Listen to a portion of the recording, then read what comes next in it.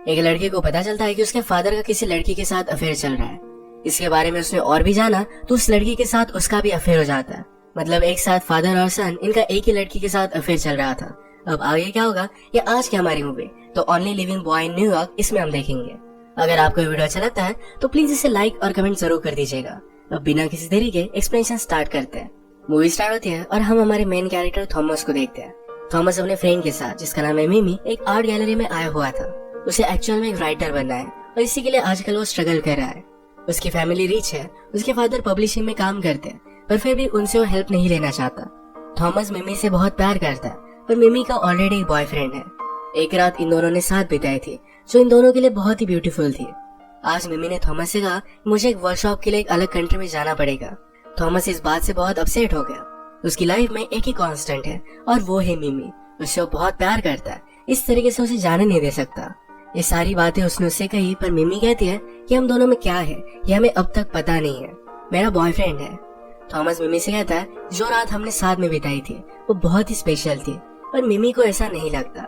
वो कहती कि उस रात हम ड्रंक थे, हमने ड्रग्स भी लिए थे। वो हमेशा थॉमस को इसी तरीके से ट्रीट करती है, कभी भी सीरियसली लेती नहीं। थॉमस उससे कहता है मुझे तुम्हारा सिर्फ फ्रेंड नहीं बनना है, उससे ज्यादा होना है, और मिमी इस बात के लिए मना कर देती है।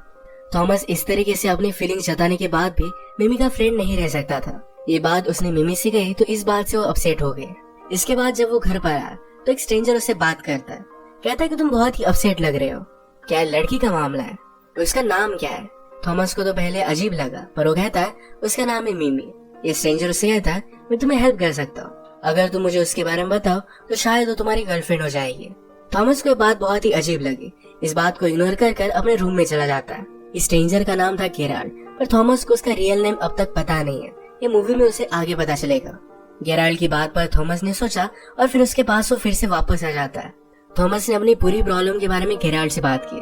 गेराल्ड उसे कहता है कि तुम दोनों की एज बहुत ही कम है, इस एज में आदमी बहुत ही सस्पिशियस होता है। तुम अगर उसके लाइफ से जरा दूर जाने लग गए तो उसे तुम्हारी कमी महसूस होगी और फिर वो तुम्हारे पास आ जाएगी। थॉमस को बात समझ में नहीं आती और इसको इग्नोर कर देता है। आज रात थॉमस अपने फैमिली के साथ डिनर कर रहा था क्योंकि उसकी मदर ने उसे इंसिस्ट किया था। उसकी मदर का नाम है जूडिथ। वो हमें जूडिथ के बारे में बताता है कि उसके लिए फैमिली बहुत ही इम्पोर्टेंट है। अगर फैमिली टूट गई तो बहुत ही ज्यादा बिखर जाएगी। जूडिथ को बहुत सारे मेंटल हेल्थ इश्यूज भी थे। थॉमस के फादर का नाम है ईथन। थॉमस इस तरीके से अकेला रहता है, उनसे कुछ भी सपोर्ट नहीं लेता। ये बात ईथन को अच्छी नहीं लगती।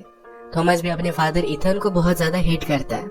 एक रात जब थॉमस मिमी के साथ एक शो देखने के लिए गया हुआ था तब उसने अपने फादर ईथन को किसी और लड़की के साथ देखा। ये लड़की हमारी और एक मेन कैरेक्टर है और इसका नाम है जोएना। थॉमस इस बात से बहुत ज्यादा डिस्टर्ब हो गया। वो अपनी मदर के लिए वरी करता है, अगर मदर को पता चला तो बहुत ज्यादा हर्ट हो जाएगी। अगले दिन थॉमस ईथन के साथ लंच करता है। यहाँ पर उन्हें कन्फ्रंट करने वाला था पर कुछ भी बोल नहीं पाता। थॉमस ने राइटर बनने के लिए कॉलेज भी छोड़ दिया था तो ईथन उसे कहता है कि एक करियर काउंसलर है, उससे तुम बात कर लो, तुम्हारे करियर के लिए बहुत ही अच्छा होगा। थॉमस फिगर आउट नहीं कर पाता कि ईथन ने ये सब किया क्यों होगा। रात में वो और गेराल्ड जब ड्रंक हो रहे थे तो गेराल्ड ने उससे पूछा तुम लाइफ से चाहते क्या हो। थॉमस को अब तक इस बात के बारे में कुछ भी पता नहीं है। वो राइटर तो बनना चाहता है, बचपन में उसने स्टोरीज भी लिखी थी। ये जब उसने ईथन को दिखाई तो ईथन ने उससे कहा कि ठीक ठाक है। इसमें उन्हें कुछ भी अलग नहीं लगा था, उन्होंने उसे इनकरेज नहीं किया था। जब ईथन यंग थे तो वो भी राइटर बनना चाहते थे पर उनमें उतना ज्यादा टैलेंट नहीं था, इसी वजह से पब्लिशिंग की कंपनी उन्होंने खोल ली। इसमें वो सक्सेसफुल हो गए थे। नेक्स्ट सीन में हम देखते हैं कि थॉमस देखना चाहता था कि क्या ईथन जोएना से फिर से मिलता है। वो ईथन के ऑफिस के सामने नजर रखता है तो वहाँ से जोएना निकली तो उसका वो पीछा करने लग गया। एक दिन जोएना का पीछा करते करते थॉमस ने उसे रोक लिया। जोएना कहती कि मुझे पता है कि तुम कौन हो। वो फिर उसे लंच के लिए लेकर गए। थॉमस पूछता है कि तुम दोनों को एक साथ कितना टाइम हो गया। मेरे फादर मैरिड है, तुम दोनों में कुछ भी फ्यूचर नहीं है, वो कभी भी मेरी मदर को नहीं छोड़ेंगे। जोएना कहती कि तुम्हारी मदर और फादर की रिलेशनशिप के बारे में तुम्हें कुछ भी पता नहीं है। शायद तुम्हारी मदर तुम्हारे फादर से डिस्टिंक्ट है। कभी कभी लोग जो नहीं चाहते वो नहीं है। वो गुस्से में यहाँ से चला गया। नेक्स्ट सीन में थॉमस जब अपनी मदर के साथ था तो मदर उसे कहती है तुम्हें मेरी लाइफ का एक तारा हो। वर्ल्ड में सबसे ज्यादा थॉमस से ही प्यार करती है। थॉमस उसे सब कुछ सच बताना चाहता था पर कुछ भी बोल नहीं पाता। नेक्स्ट डे थॉमस फिर से जोएना से मिलने के लिए गया। उसे कहता है कि जैसा तुम्हें लग रहा है ऐसा कुछ भी नहीं है, प्लीज मेरे फादर से मिलना बंद कर दो। जोएना को किसी भी तरीके की कमिटमेंट अच्छी नहीं लगती है। ईथन ने अभी अभी उससे कहा था कि उसे शादी करेगा, इस बात से वो डिस्टर्ब थी। जो भी कुछ चल रहा है इसके बारे में थॉमस गेराल्ड को बताता है। गेराल्ड ने उसे पूछा, क्या जोएना तुम्हें अच्छी लगती है? थॉमस पहले इस बात को मना करता है, पर गेराल्ड के प्रेस करने के बाद थॉमस ने इस बात को एडमिट किया। नेक्स्ट सीन में हम देखते हैं कि इथन की ऑफिस की पार्टी थी। वहाँ पर थॉमस को भी इनवाइट किया गया था। आज वो यहाँ मिमी के साथ आया। वो नोटिस करता है कि जोएना भी एक मिलियनेयर के साथ यहाँ पर आई हुई है। अकेले में उसने उससे बात की। कहा, उस मिलियनेयर ने तुम्हें इस रात के कितने पैसे दिए? क्या तुम सब कुछ सिर्फ पैसों के लिए करते हो? जोएना को इस पर गुस्सा आ गया। इन दोनों में फाइट होने लग गई और फाइट में ही एक दूसरे को किस कर लेते हैं। इसके बाद ये दोनों एक दूसरे के साथ इंटीमेट हो गए थे। एक दिन थॉमस ने गेराल्ड को उसने जो भी लिखा हुआ है ये पढ़ने के लिए दिखाया। गेराल्ड उसे कहता है कि ये बहुत ही अमेजिंग है, तुम एक अच्छे राइटर बन सकते हो। थॉमस कहता है कि अब मुझे लगने लग गया कि शायद मैं जोएना से प्यार करता हूँ। गेराल्ड ने उसे समझाया कि कई बार आपको जो प्यार लगता है वो अलग चीज होती है, हमेशा हमारा दिल सही नहीं होता।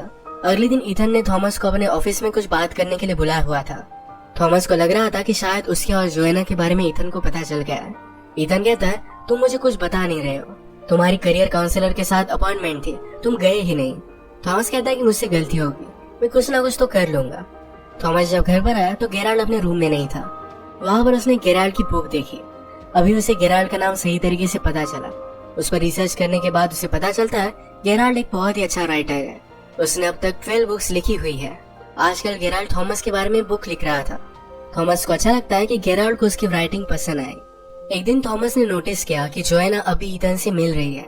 वो मिमी के साथ था। मिमी उसे कहती है, तुम्हारे और जोएना के बीच में कुछ चल तो नहीं रहा? उस रात पार्टी से तुम दोनों अकेले घर गए थे। वो फिर खुद ही बोलती है कि तुम ऐसा कुछ भी करोगे नहीं, तुम उन लोगों में से नहीं हो। आज रात जब थॉमस जोएना के साथ था तो उसे कहता है, तुम इथन से मिलना बंद कर दो। जोएना भी अब ट्रबल में थी। वो थॉमस और इथन दोनों की केयर करती थी। उसे क्या करना चाहिए समझ में आ नहीं रहा था। उसने फिर डिसाइड किया कि वो थॉमस और इथन इन दोनों से ब्रेकअप कर लेगी। थॉमस इथन को फोन पर जोएना से झगड़ता हुआ देखता है। उसे लगता है कि इथन से उसने ब्रेकअप कर लिया है। एक रात इथन की यहाँ पर पार्टी थी। थॉमस ने गेराल्ड को भी इस पर इनवाइट कर लिया। दूर से थॉमस ने गेराल्ड को मिमी दिखाई। मिमी जूडिथ के साथ खड़ी थी तो गेराल्ड ने कहा, तुम्हारी मदर बहुत ब्यूटीफुल है। इस पार्टी से अकेला रहने के लिए जोएना रूफटॉप पर चली गई। गेराल्ड उसके पास है, कहता है, मुझे पता है कि तुम क्या कर रही हो, पर अगर इसमें थॉमस हर्ट हुआ तो तुम्हें मुझे आंसर करना पड़ेगा। मैं तुम्हारा बहुत बुरा हाल करूंगा। जोएना को बहुत ही अनकंफर्टेबल लगता है। वो यहाँ से जा रही थी तभी थॉमस उसके पास आ गया। जोएना यहाँ पर उससे भी ब्रेकअप कर लेती है। जोएना कहती है, तुम्हारे फादर ने मुझे प्रपोज किया, अब ये सब करना गलत होगा। इस बात से थॉमस गुस्सा हो गया। उसे लग रहा था कि इथन और जोएना शादी कर लेंगे, तो सब कुछ बताने के लिए अपनी मदर के पास वो जा रहा था। पर अपनी मदर को इथन के साथ वो खुश देखता है। उनका मूवमेंट वो रुइन नहीं करना चाहता था तो उससे कुछ भी नहीं बताता। पार्टी से वो गुस्से में जा रहा था तो मिमी भी उसके पीछे पीछे आई। आजकल थॉमस उससे दूर रह रहा है। उसे बुरा लगा, इस वजह से उसने अपने बॉयफ्रेंड से ब्रेकअप कर लिया। ये बात वो थॉमस को बता देती है। थॉमस उसे जोएना के बारे में सच बता देता है। इस बात से वो डिस्टर्ब हो गए, वहाँ से चली जाती है। आज रात थॉमस अपनी मदर के साथ ही घर में रुका। सुबह होने पर जूडिथ पूछती है कि बात क्या है, तुम डिस्टर्ब लग रहे हो। थॉमस कहता है कि एक बात है जो मुझे करनी पड़ेगी, पर इन सब से मैं भाग भी सकता हूँ। जूडिथ ने कहा कि कभी कभी आपको चीजें करनी पड़ती है, यही लाइफ में आगे बढ़ने का एक तरीका होता है। वो फिर इथन के पास पहुंचा। जोएना भी उसके पीछे भी चल जाती है।